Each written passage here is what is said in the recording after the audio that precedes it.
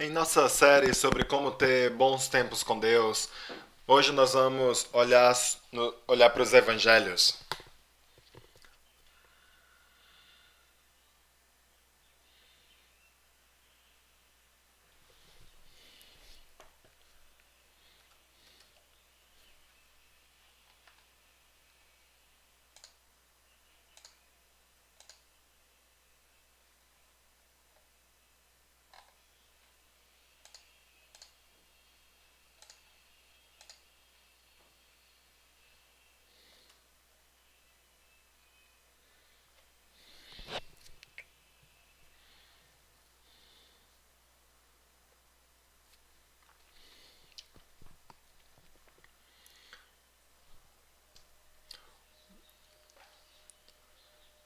Hoje não vamos ter uma visão exegética muito profunda sobre os problemas sinóticos dos evangelhos, mas de verdade a gente vai pensar e refletir sobre como melhor usar os evangelhos em nossos tempos com Deus.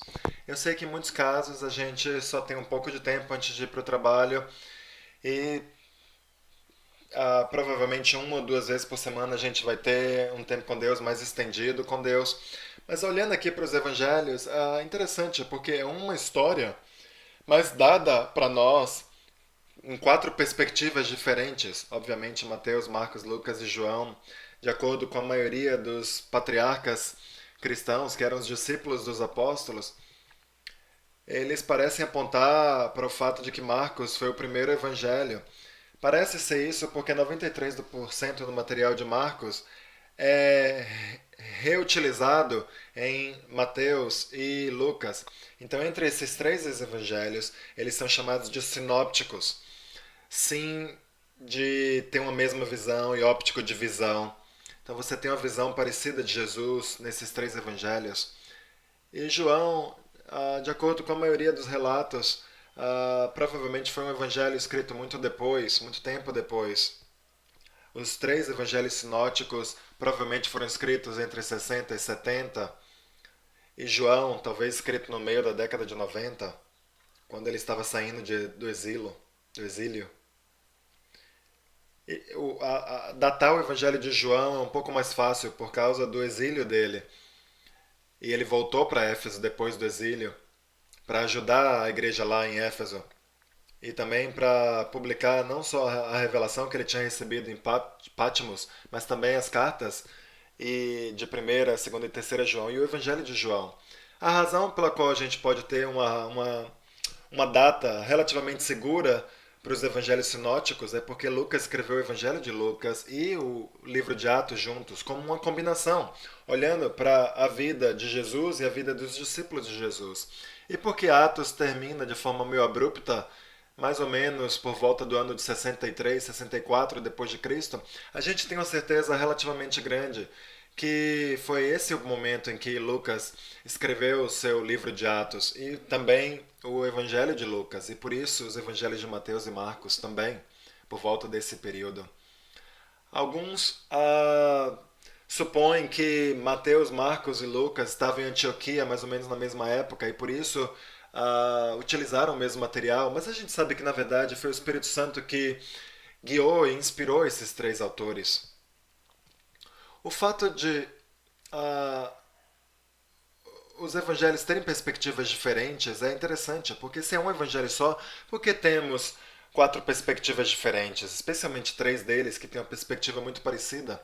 Bem, a razão mais provável para isso é porque esses evangelhos eles foram entregues a uma plateia muito específica quando foram escritas. E porque suas plateias, seus leitores eram específicos, a Mateus e a Lucas, por exemplo, eles tinham uma tendência para suprir as necessidades de suas comunidades de leitores. Então eles davam ênfases diferentes. Lucas parece dar uma ênfase maior em questões materiais e a mulheres. Marcos dá uma ênfase maior ao fato de Jesus ser o Messias, o Filho de Deus, que é um Messias que sofreu em vez de um Messias político revolucionário que conquistou militar. Lucas também tem muito cuidado de dar um relato preciso, e a gente vai olhar para isso daqui a pouco. E Mateus também dá essa perspectiva hebraica incrível que mostra a continuação do rabi, do discípulo e o relacionamento entre o mestre e o seguidor ou o discípulo. E o Evangelho de João, que vem muito tempo depois, ele dá muita ênfase. Metade do material dele é descrito em cima da última semana de Jesus, na crucificação. E muito do Evangelho de Jesus vem sobre a redenção de Jesus em nossas vidas. Hoje à noite nós vamos observar e estudar qual é o propósito que os evangelhos dizem ter. Qual é o propósito dos evangelhos? Bem, vamos lá em João capítulo 20. João 20.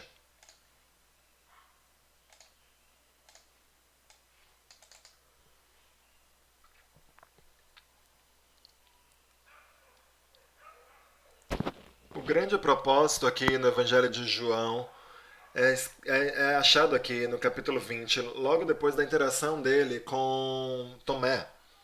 E é nessa interação que Tomé ele recebe o apelido infeliz dele, daquele que duvida, porque Jesus fala: não duvide, Tomé, acredite, pare de duvidar e creia. E ele fala: Senhor meu e Deus meu. E ele fala no versículo 29, porque me viu, você creu? Felizes os que não viram e creram. Agora lembre que isso daqui foi capturado em 95 depois de Cristo, muitos anos depois de todos os outros apóstolos terem estado vivos e muitos anos depois de Jesus. Então, nesse momento aqui, a gente já tem uns 60 anos depois que a igreja já começou. Então, essa ideia de que Jesus está dizendo aqui que felizes os que não viram e creram é um ponto de partida impressionante para João fazer um comentário editorial e aí dizer as suas próprias palavras para os seus leitores. Então, Jesus realizou na presença de seus discípulos muitos outros sinais miraculosos que não estão registrados neste livro.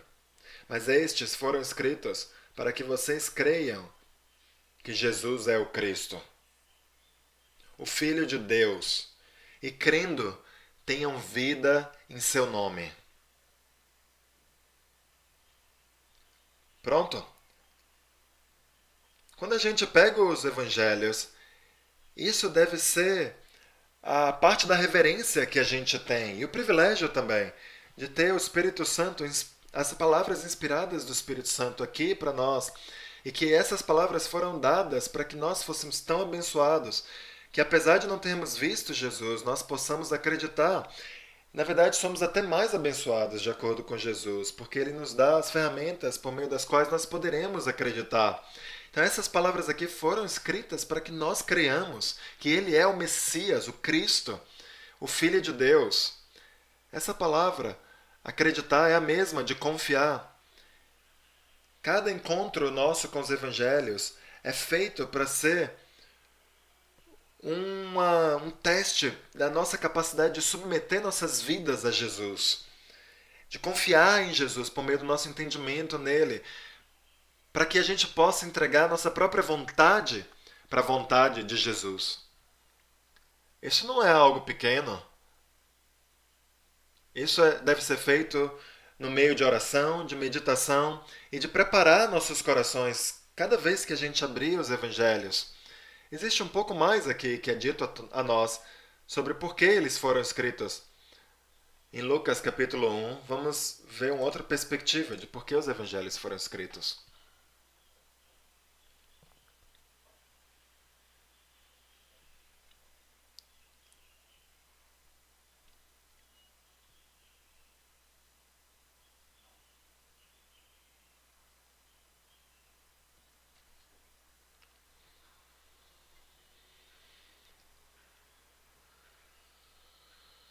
Aqui no prólogo, muitos já se dedicaram a elaborar um relato dos fatos que se cumpriram entre nós, conforme nos foram transmitidos por aqueles que desde o início foram testemunhas oculares e servos da palavra. Eu mesmo investiguei tudo cuidadosamente, desde o começo, e decidi escrever-te um relato ordenado, ó excelentíssimo Teófilo, para que tenhas a certeza das coisas que te foram ensinadas. Então Lucas tem esse recipiente que tem o nome de Teófilo. Teófilo significa simplesmente alguém que ama Deus. Talvez seja um amigo dele, talvez seja um nome genérico. De qualquer forma, o propósito de Lucas ter escrito esse livro é para que ele nos deixasse saber que, com o rigor de um homem científico, guiado pelo Espírito Santo, ele registrou palavras precisas para que nós pudéssemos ter certeza das coisas que foram colocadas, escritas nessas páginas pelo Espírito Santo para nós, para que a gente possa acreditar. E a gente vai ver uma terceira razão aqui em Mateus capítulo 28, e essa escritura a gente conhece muito bem.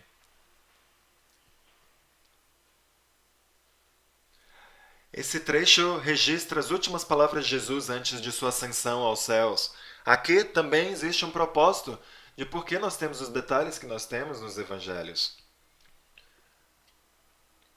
Os apóstolos se reuniram ao redor de Jesus e falaram no versículo 18, Jesus falou: Foi-me dada toda a autoridade no céu e na terra, portanto vão e façam discípulos de todas as nações, batizando-os em nome do Pai, do Filho e do Espírito Santo, ensinando-os a obedecer a tudo o que eu lhes ordenei.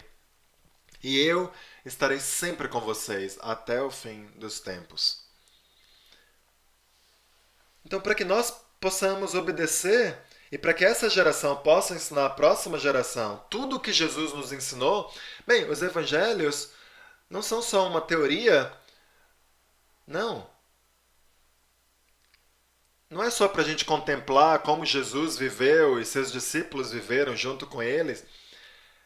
Nós não estamos distantes dessa realidade que Jesus teve aqui na Terra. E Mateus está aqui preocupado com essa ideia, o legado do discipulado pelas gerações. E o que ele nos dá aqui é outra razão por que nós temos essa visão incrível de Jesus. É para facilitar essa ideia que tudo que nós lemos no Evangelho não é só para nós curtirmos ou nós gostarmos, mas para que a gente possa reconhecer que esse é o mesmo padrão que nós devemos viver nossas vidas.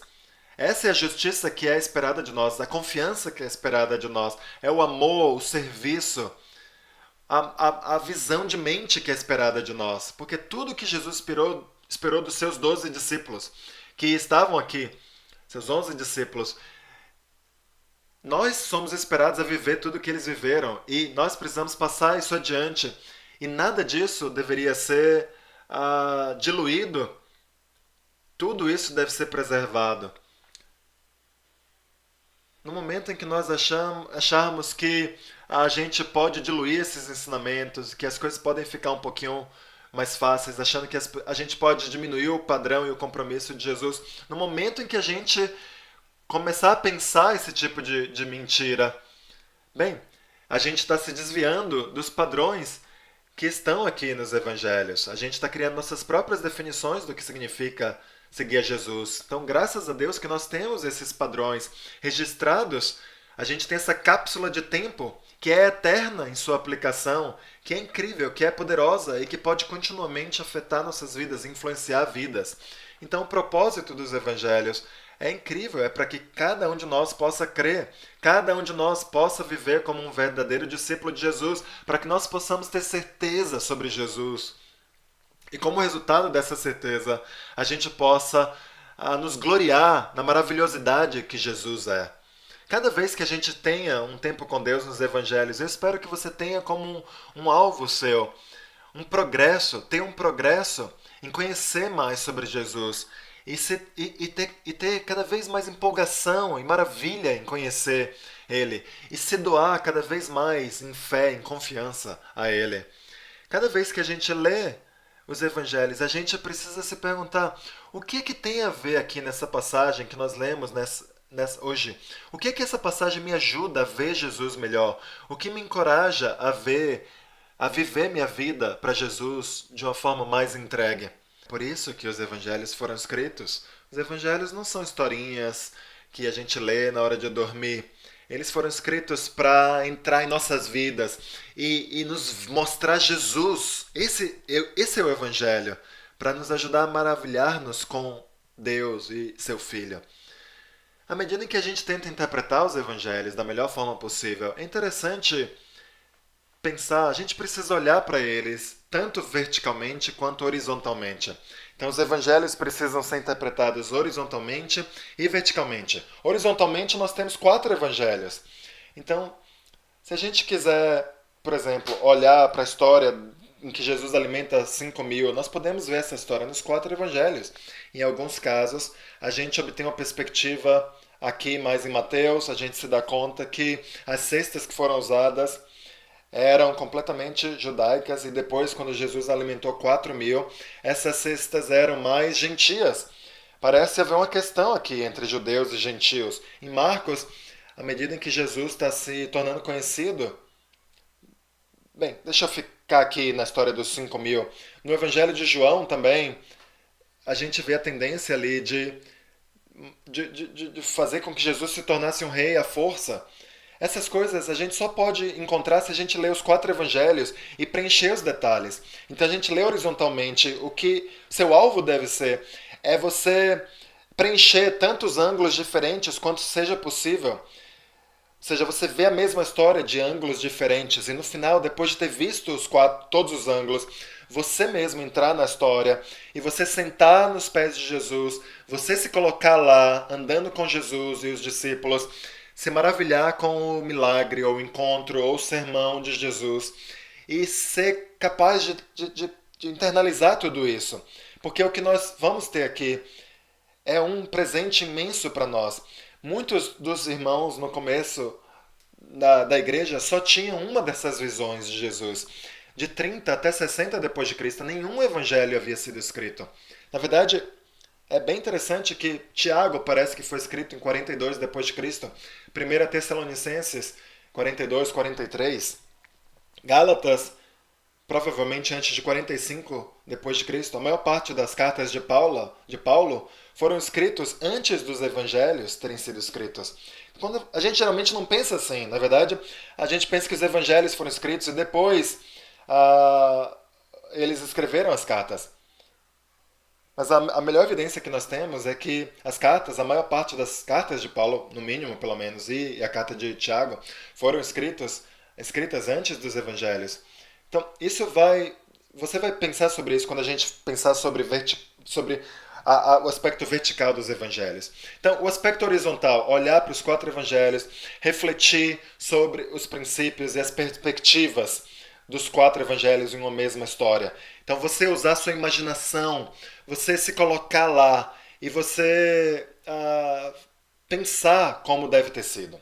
O segundo aspecto dos evangelhos é você precisa pensar em verticalmente. Existe uma plateia dupla aqui nos evangelhos. Por exemplo, vamos aqui em Lucas capítulo 15.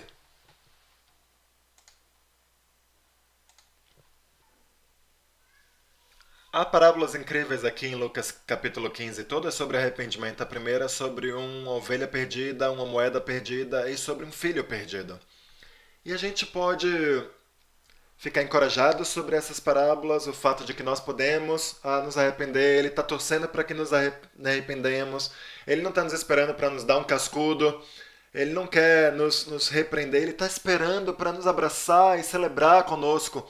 E todos os céus estão esperando isso. Mas no processo de nos arrependermos, não devemos perder uma grande regra de interpretação aqui. Um texto não pode significar hoje o que ele não significou à sua plateia original. De outra forma, a gente se tornaria centrados em nós mesmos e a gente permitiria que um novo significado que nunca foi intencionado pelo autor para sua plateia original, que esses significados entrassem no texto.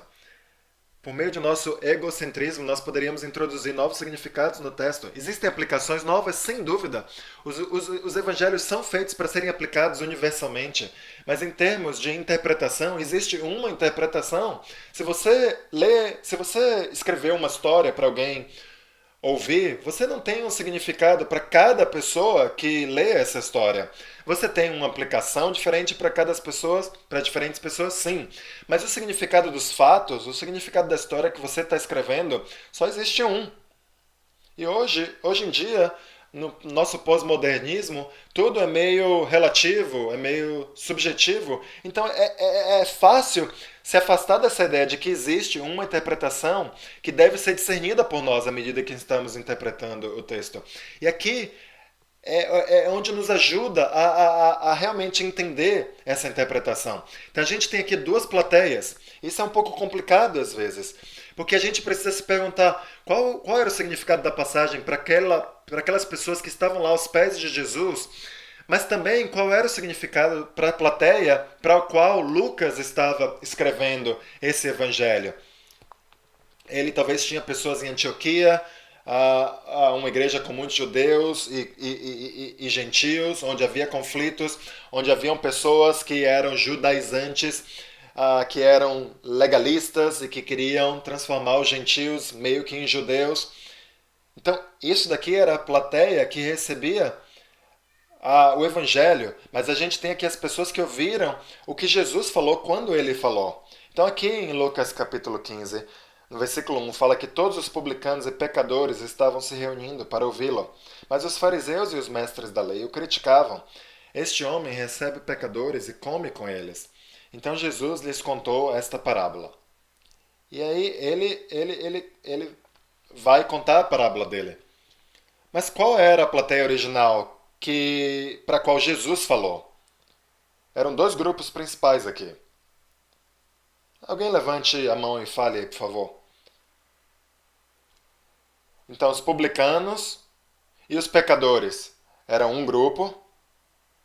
Agora, e o outro grupo? Então, a gente pode colocar os publicanos e os pecadores aqui, e os fariseus e os mestres da lei eram o segundo grupo. Então, aqueles que eram justos, ou se viam de forma justa, ou aqueles que não tinham nada de justo sobre eles. Então, a gente precisa se lembrar desses dois grupos quando a gente lê essas parábolas. Mas também a gente precisa ter em mente que existia uma igreja que queria conhecer mais sobre o reino de Deus, que queria saber mais sobre Jesus, sobre arrependimento, sobre fé, sobre salvação.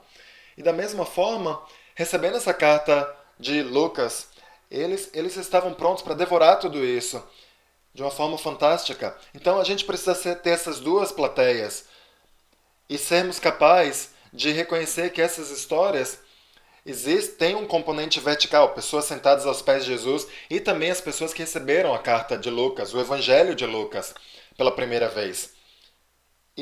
Na verdade, isso daqui, ter esse componente vertical, vai nos dar um pouco de perspectiva.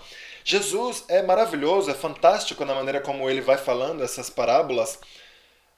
Mas antes que eu entre nelas um pouco, eu queria falar sobre duas coisas aqui que deveríamos observar quando estivermos lendo os evangelhos, que nos vão dar perspectivas.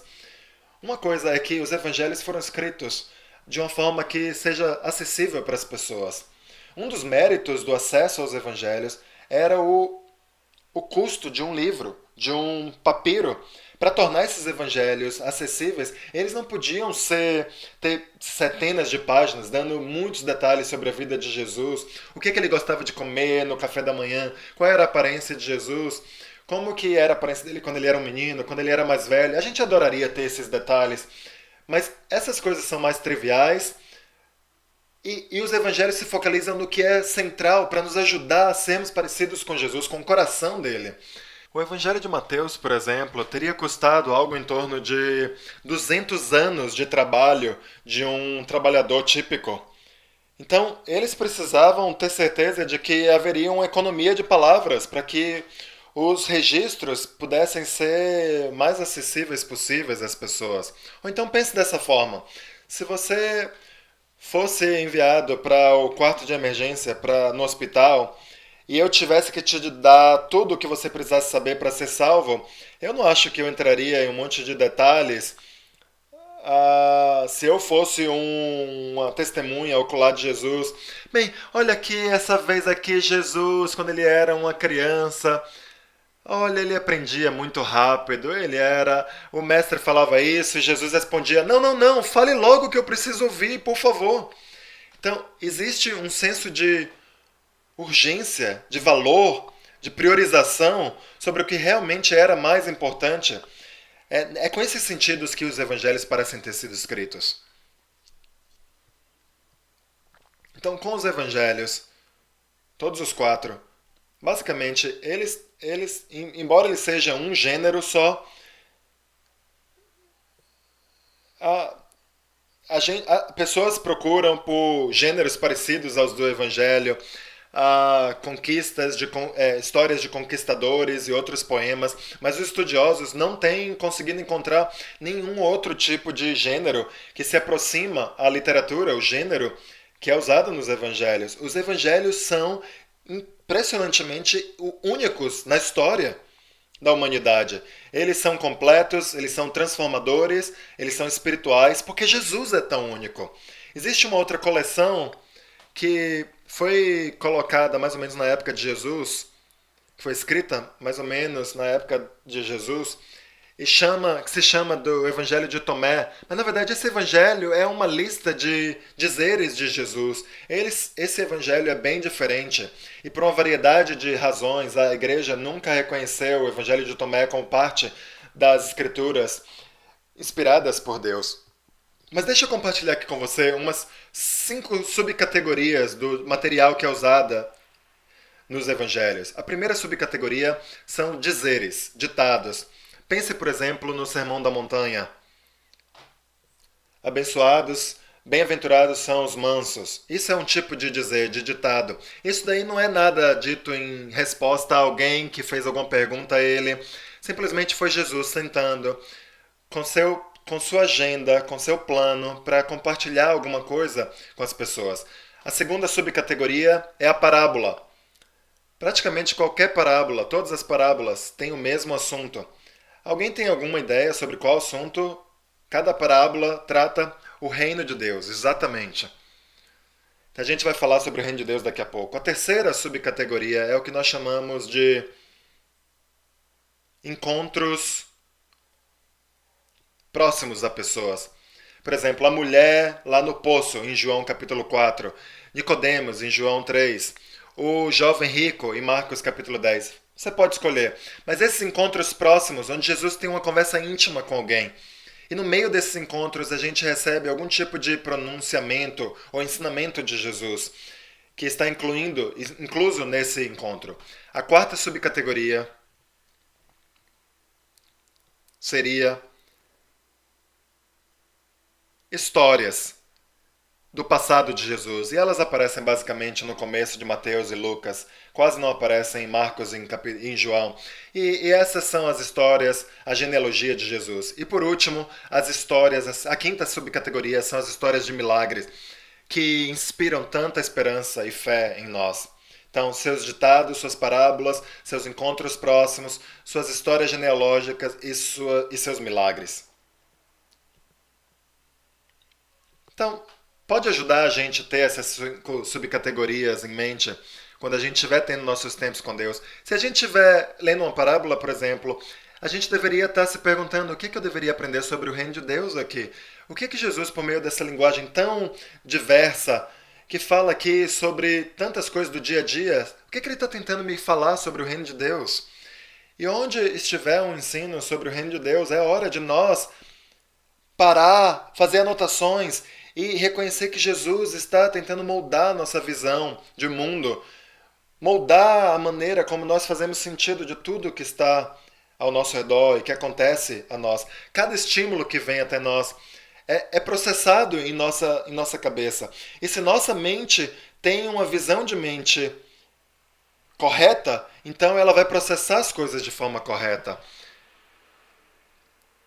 O que para nós seria uma inconveniência, por exemplo, se alguém nos atrasar no caminho para a igreja, se a gente tiver uma visão de mundo do reino de Deus, a gente vai ver uma interrupção de uma pessoa que vem até nós, a gente vai começar a pensar, uau, em vez de ficar chateado que eu vou me atrasar para algum lugar, puxa, O que Deus colocou essa pessoa no meu lugar, no meu caminho, o que eu vou compartilhar com ele?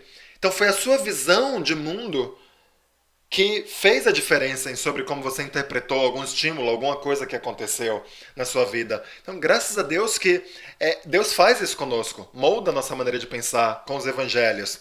Com os ditados de Jesus, é uma hora de nós pensarmos e reconhecermos que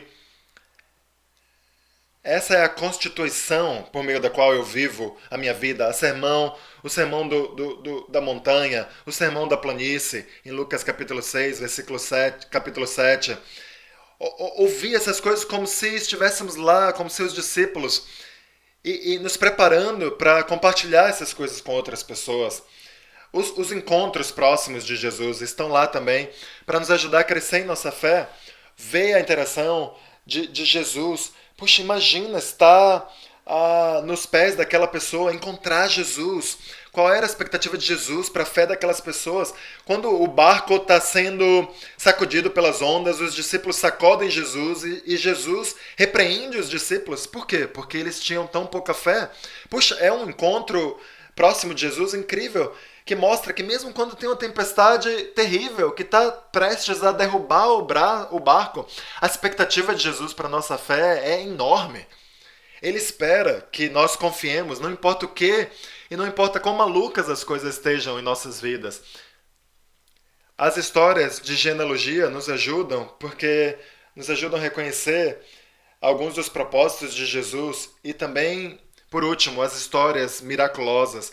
Elas são feitas para serem estimadas por nós, para nos ajudar a ficarmos maravilhados com Jesus.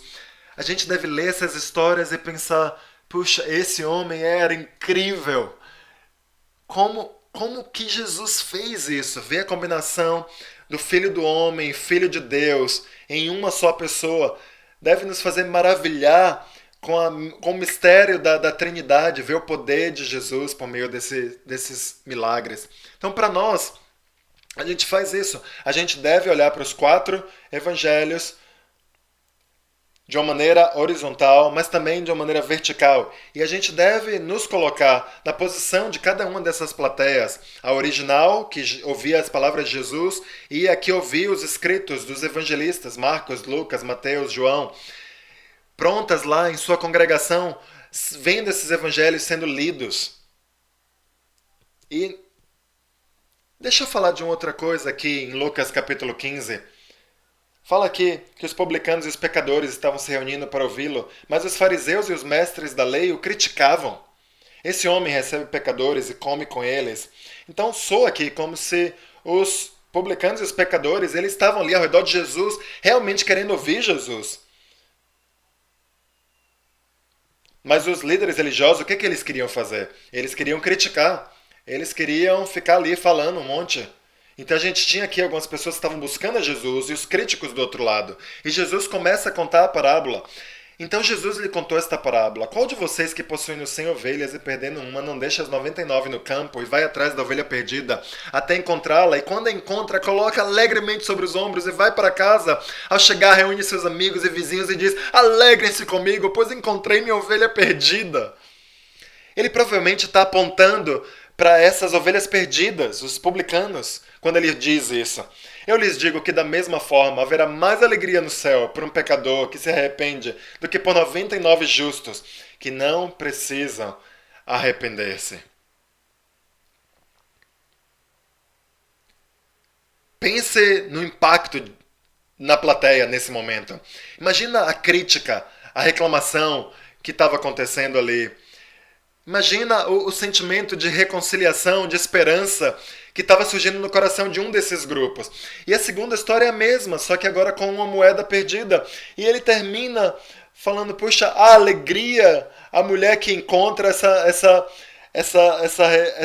moeda. E ele fala aqui, da mesma forma, a alegria na presença dos anjos de Deus por um pecador que se arrepende. Imagina se você fosse um daqueles publicanos, daqueles pecadores. Imagina a empolgação e a crítica, a raiva e os olhos cerrados olhando para Jesus no outro grupo. E aí, logo depois de contar a segunda parábola, ele muda um pouco a história. Ele fala, um homem tinha dois filhos, o mais novo disse ao seu pai, pai, quero minha parte da herança. Assim ele repartiu sua propriedade entre eles. Não muito tempo depois, o filho mais novo reuniu tudo o que tinha e foi para uma região distante. Lá desperdiçou seus bens, vivendo irresponsavelmente. Os pecadores estavam provavelmente pensando: é verdade, é assim mesmo.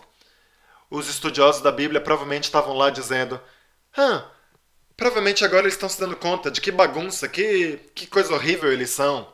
E Jesus continua: depois de ter gasto tudo, houve uma grande fome em toda aquela região e ele começou a passar necessidade. De um lado, as pessoas estavam lá, é verdade, é assim mesmo. E do outro lado, ah, legal, agora eu tô gostando desse cara pregando. É isso mesmo, fala pra ele que horrível que eles são. Por isso foi empregar-se como um dos cidadãos daquela região que o mandou para o seu campo a fim de cuidar de porcos. Ei, é isso aí, Jesus. Fala pra ele que eles são os porcos. Você pode imaginar a autojustiça, o sentimento de que eu sou certo, eu sou bom, deles gostando de como as histórias estão gostando, e do outro lado os pecadores se identificando com isso. Puxa, um homem que sabe a minha vida, a história da minha vida. Ele desejava encher o estômago com as vagens de alfarrobeira que os porcos comiam, mas ninguém lhe dava nada. Os altos justos falando: é isso mesmo, o amor é duro mesmo. Fala, prega, Rabi. Mas aí vem o ponto, o touché, caindo em si. Ele disse: quantos empregados de meu pai têm comida de sobra e eu aqui morrendo de fome? Eu me porei a caminho e voltarei para meu pai e lhe direi: pai, pequei contra o céu e contra ti, não sou mais digno de ser chamado teu filho, trata-me como um dos teus empregados. A seguir levantou-se e foi para seu pai. Estando ainda longe, seu pai o viu e, cheio de compaixão, correu para o seu filho e o abraçou e beijou. O filho lhe disse: pai, pequei contra o céu e contra ti, não sou mais digno de ser chamado teu filho. Mas o pai disse aos seus servos: depressa, tragam melhor roupa e vistam nele, coloquem um anel em seu dedo e calçados em seus pés, tragam um novilho gordo e matem-no, vamos fazer uma festa e comemorar, pois este meu filho estava morto e voltou à vida, estava perdido e foi achado, e começaram a festejar. Uhul! Imagina a empolgação naquele grupo. Esperança no meio de desespero. E do outro lado, epa, pera aí, que é isso? Todo mundo que é uma bagunça acaba sendo levantado na história desses homens. Imagina esses homens se levantando e criticando e seus corações duros contra a graça de Deus, Jesus. Agora, depois de 3 histórias seguidas, agora ele tem uma história para sua plateia aqui. As 3 primeiras eram sobre o primeiro grupo de pecadores. Agora ele fala com o segundo grupo, que é o dos fariseus e os mestres da lei. Ele fala sobre o segundo filho, que é o representante daqueles religiosos. Enquanto isso, o filho mais velho estava no campo. Quando se aproximou da casa, ouviu a música e a dança. Então chamou um dos servos e perguntou-lhe o que estava acontecendo. Este lhe respondeu: seu irmão voltou e seu pai matou o novilho gordo, porque o recebeu de volta são e salvo. O filho mais velho encheu-se de ira e não quis entrar. É exatamente o que estava acontecendo naquela plateia. Então seu pai saiu e insistiu com ele, mas ele respondeu ao seu pai: olha, todos esses anos eu tenho trabalhado como escravo ao teu serviço e nunca desobedeci às tuas ordens, mas tu nunca me deste nem um cabrito para eu festejar com meus amigos. Mas quando volta para casa esse seu filho que esbanjou os teus bens com as prostitutas, matas um novilho gordo para ele. Disse o pai: meu filho, você está sempre comigo e tudo que eu tenho é seu, mas nós tínhamos que comemorar e alegrar-nos, porque este seu irmão estava morto e voltou à vida, estava perdido e foi achado. Então um grupo falava: uau, que legal, os perdidos vão ser salvos, os perdidos vão ser encontrados. Mas ele está falando para outro grupo: eu também valorizo você, eu faço um apelo a você. Você vê o amor que Jesus tinha não só pelos críticos, os obstinados, mas também por aqueles que eram perdidos, que estavam completamente perdidos. O amor dele está lá sendo entregue aos 2 grupos. Imagina você ouvir uma igreja que tinha gentios e judeus, os judeus olhando para os cristãos gentios da mesma forma. E essa história chega a essa igreja 35 anos depois que essa igreja foi estabelecida. E essa história é lida nessa igreja.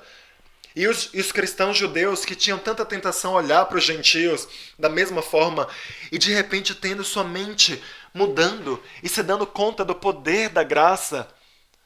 O poder de Jesus. Existe tanto poder nos evangelhos. Eles têm uma aplicação universal. Por sua definição, eles devem ser aplicados e trazer fé, não só a nós, que já estamos em Cristo, mas a todos que estão ouvindo. Existe poder impressionante nessas palavras, que nós nunca consideremos essas palavras sem reverência, mas a cada dia possamos agradecer a Deus com uma gratidão preciosa, que podemos lê-las e aplicar essas palavras à nossa vida e ajudar outras pessoas a conhecerem essas palavras também. Então, à medida em que a gente estuda os evangelhos, veja Jesus, decida confiar nele mais, entendê-lo mais, decida se andar mais com ele. E à medida em que você faz isso, se dê conta de que isso não é teoria. Isso daqui foi escrito para você ser transformado. Para que você continue na procissão, seguindo Jesus, que fazia discípulos. E que nós possamos continuar a tornar Jesus conhecido em todo o mundo. E por causa dos evangelhos, Jesus nunca precisa ter um padrão de compromisso diminuído. E nós também. Por causa de Jesus, existe esperança de verdade para esse mundo.